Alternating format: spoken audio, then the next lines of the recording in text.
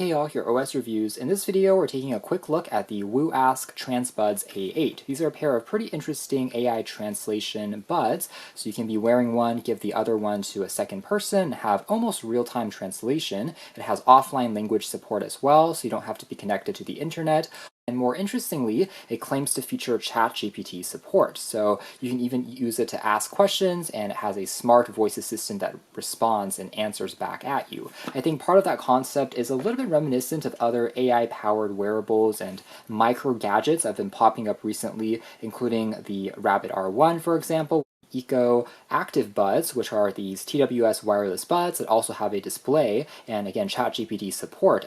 So it's a part of this emerging category of AI gadgets, I would say, that tries to be a little bit more smart, and you can use it in a few different ways compared to being only a translator. So it's coming to Kickstarter, and otherwise it's technically running on Android. You can think of it as a tiny little smartphone, technically a Qualcomm processor, similar again to a smartphone, and you have, I believe, around 1 GB of RAM, which is more than sufficient for running the very light and optimized skin on top of the UI that we see here. You can also use it as a tiny little dedicated MP3 player / MP4 player. So you can also think of it as a modern-day iPod replacement of sorts. If Apple had continued that line, this might have been what the current Nano or an iPod Touch might look like these days, with a pair of headphones that are just built into the case. So a few different use cases, and it does have a built-in microphone and speaker on the outside case as well. So if you don't want to be wearing the buds when doing the translation, you can just simply hold on the side of the case and talk into it directly as well. So there are two ways of interaction, and it claims to provide up to 97% accuracy with over 144 languages when online. And in addition to, again, ChatGPT, here are all the different accents and different languages that you can find. Technically, there's 16 GB of built-in storage if you're using it as a music player, for instance. That is the Bluetooth chip, and the screen size here measures around 2 inches diagonally. Perhaps the only missing functionality per se would be, again, built-in cellular or something like 4G or 5G support.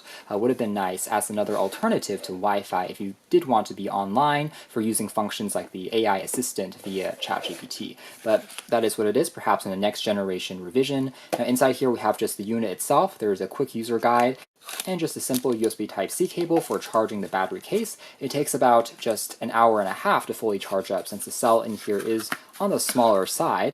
And taking a closer look at the design of the case here first, it's going to be a little longer than just regular TWS buds. In fact, here are the Apple AirPods next to it side by side. It's just a larger version of that.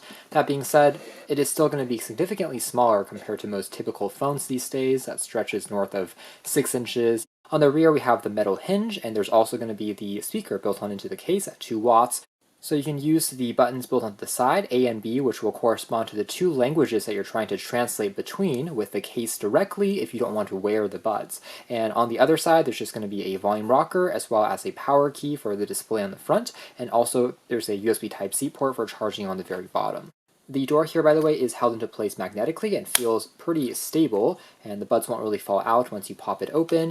And the design here is otherwise very similar to the aforementioned AirPods. They are not going to provide the tightest fit compared to ones with a silicone tip, which I guess makes sense because they are designed at translation if you're giving them to others, and it's a little bit easier to clean and wipe down since everything here is plastic. Otherwise, we have just the microphone, which they claim to have a little bit of noise reduction capabilities, and it just pairs with the case automatically once you pop them out. Again, it is technically running on Android, so if we look very closely, a lot of the UI elements definitely still gives that away. In fact, here under advanced settings for areas including Bluetooth, let's say I'm trying to connect to another Wi-Fi network, you also will be able to tap to register the keyboard, which is just absolutely tiny since it is a 2-inch display, kind of a micro-sized phone, if you may, but surprisingly it still is functional enough and you don't have to use this too often. It's mostly just for pairing to the internet, and then everything else thankfully has pretty large icons that you can then tap on. Now under the advanced settings here, aside from properties including screen brightness, you are able to also adjust the system language of the menus that are being shown here, time and date settings, and also download offline language packs. So again, if you are severed from the internet, you can still use it as a translator. That being said, the offline mode languages are going to be a little bit more limited to the ones we see here. Now the voice that's talking to you for reading back the translation results can also be changed between female as well as male, as well as take a look at some of the wallpapers, which is basically just the background image And even though it is a fairly entry-level Qualcomm chip, it still seems to be responsive enough on a display this small, and for the basic tasks that you're navigating it with, it seems to work well enough. On the very top, there's also the power percentage remaining. The 1000 milliamp hour capacity battery, I will say again, is not the largest in the world, but in my testing, I was still able to use it for around 6 hours or so before I had to recharge it again. The main home screens here are corresponding to translation function, the offline translation modes with the language packs that we downloaded. You can also use it in the bud mode. If you tap on this icon, they will just come out of these instead of the case itself. You can also access the aforementioned Chat AI, aka ChatGPT. Create a 3-day itinerary for visiting Las Vegas. Day 1. Explore the Strip. Visit iconic hotels like Bellagio, Caesar's Palace, and the Venetian. Enjoy the fountains of Bellagio and catch a show. Okay, I'm going to turn down the volume there, but that gives you an example. So you can tell how just tapping on kind of the recognition there, it takes almost just a split second and it's read back. It's actually very fast, surprisingly. Reception quality seems to be quite good, and perhaps in the back-end servers, they are using just maybe a more premium tier as compared to the free one that you may have if you are just trying out the app version on a phone. So it at least is pretty responsive. And what's really neat here is you do have other language support. So you don't have to only have those prompts answer to you in English. You can also choose Chinese, Korean, Japanese, as well as all these other languages as well, which I believe is a little bit different compared to the free version of ChatGPT and Google's Bard AI, which at least in the initial days only supported English by default. So this gives you a little bit more versatility. If you are a foreign language speaker, you can still access the ChatGPT AI functionality. Unlike the free versions of the ChatGPT as well as Bard and also the integration with Microsoft Bing, you don't really have a limit on this particular unit, it seems. So you can have dialogues back and forth for kind of dozens and dozens of lines, and it will keep telling you and responding to you without having to necessarily clear it if you don't want to. So surprisingly, it is quite functional if you're just trying to ask it quick questions, searching up the internet using your voice. That being said, you don't really have any image generation capabilities on this particular unit, so it's only supporting text and responding to you via the method that you see here. There's also no camera built onto this model, and use photo translation, including even the Rabbit R1 that we talked about earlier. So that might be another feature that could be nice to have in a next generation model.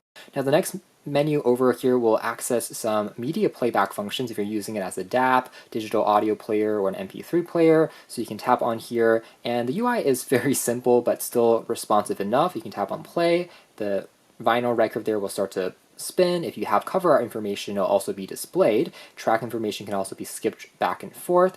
Basic, but if you're trying to use it as kind of a Walkman style iPod replacement, it certainly does work.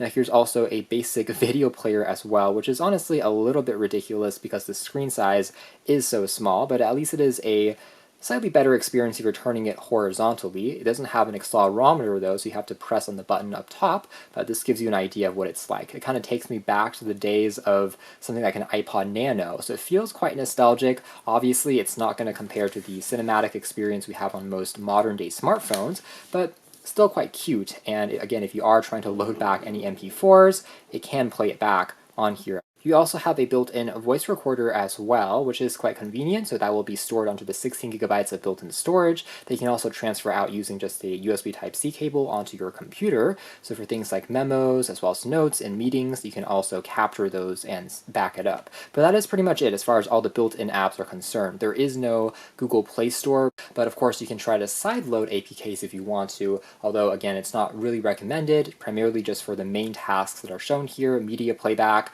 as well as translation. ChatGPT is really what you're looking at. Ultimately, for something so small, I would say, since you already have your phone, it's more meant as a companion device, it mostly makes sense. Let's do a quick demo of the translation mode next. So here's an example in the online mode. You can select between two languages corresponding to what the A and B keys here will trigger. So for example, in this test, it has Chinese and English set by default. So let's actually begin to talk. Should be holding down the corresponding key.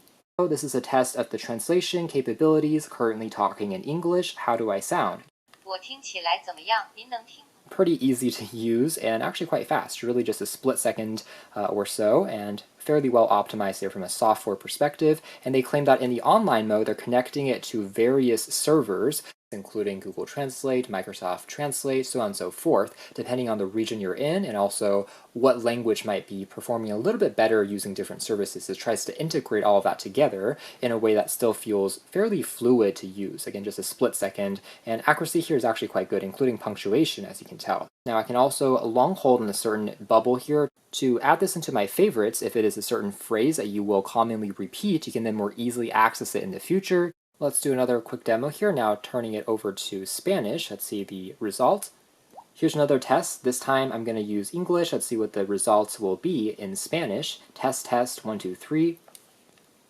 Aquí hay otra prueba esta vez. Voy a usar inglés. Veamos cuáles serán los resultados en español. Prueba de prueba 1, 2, 3. And overall accuracy is still pretty easy to understand for the most part. It really is the speed that I am impressed with. I think it does feel a little bit faster and snappier compared to just using an app on a computer or a phone, that is. So a little bit more convenient as a purpose-built device. You can just kind of take it off, turn it on, and instantly start using it. And now I've turned off Wi-Fi. Let's do a quick demo of the offline translation mode, and you'll see that it takes maybe a split second longer. Some of the translations will feel not 100% as natural in terms of some of the jargon. It becomes more of a word per word translation, so some of the meaning might be getting lost a little bit more, but you can still kind of make out what it's saying, and it's still nice to have when you don't have any internet connectivity. So here's another example. Now another test, we are using the offline translation mode. How does the accuracy perform in this instance? Ahora, otra prueba, estamos utilizando el modo de traducción sin conexión. So there we have ¿Cómo it. realiza la precisión en esta instancia? So overall, it still is easy enough to understand, but you can tell how the pickup part has maybe a few more errors compared to in the online mode. It's just a touch faster in addition to be more perfect from a recognition point of view. But overall, still not bad, and you have that option. Now, in terms of the translation bud mode, this is also going to be very similar, but you are able to then connect to the, again, buds. And once connected, you can also take a look at the battery percentage remaining, again, very similar to on a phone.